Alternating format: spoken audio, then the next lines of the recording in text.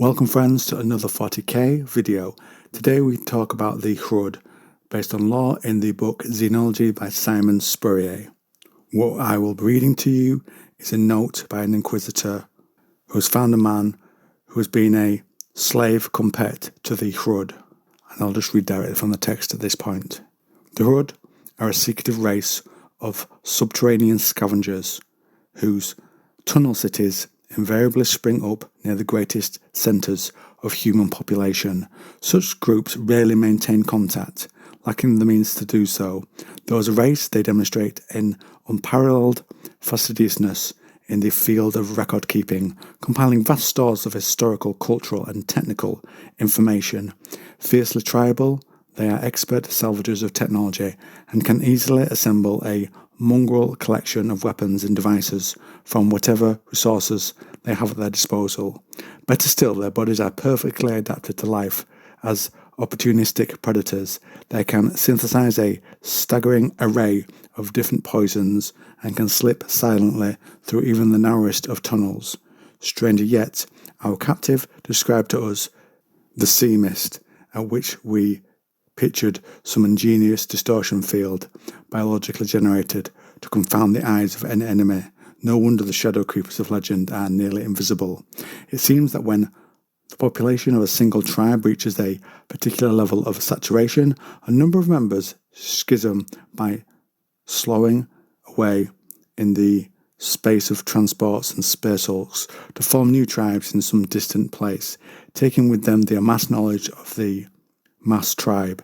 Entire nomadic nations have flourished in the spaces between decks of imperial vessels, and with their formidable recall, our captives, former slaves, would often recount the wanderings of their forebearers for days on end. In his stilted testimonies, our prisoner painted a picture of creatures to whom ancestry and family ties were all important, defying the blinkered, filthy scavenger impression our scholars would have us believe. Hrud religion is a peculiar subject, where other races usually regard their deities with a subconscious distance. The clarity of Hrud mass memory makes it likely that their legends are, if not real, then at least based upon real events. They have it that at the dawn of time their race was created by a pantheon of benevolent gods, the most ancient, who intended them to bask in the sun and be fruitful. All this changed when the deities entered a ruinous war with the mirror devils and were variously slain, crippled or forced to flee. According to the Hrud, only one of their gods remained, the one called He Who Lingers. This solitary godhead, recognizing the danger his beloved children were in, changed the Hrud into the nocturnal scavengers we know today. Curiously, around 500,000 years ago, the god He Who Lingers disappeared, informing the Hrud that he had great works to attend to, and that they would be reunited at the time of the last battle, when all the tribes would come together.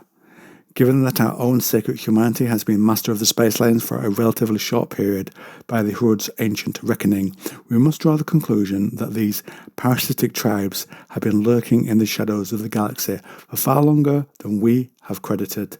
One detail remains unaccountable within this context.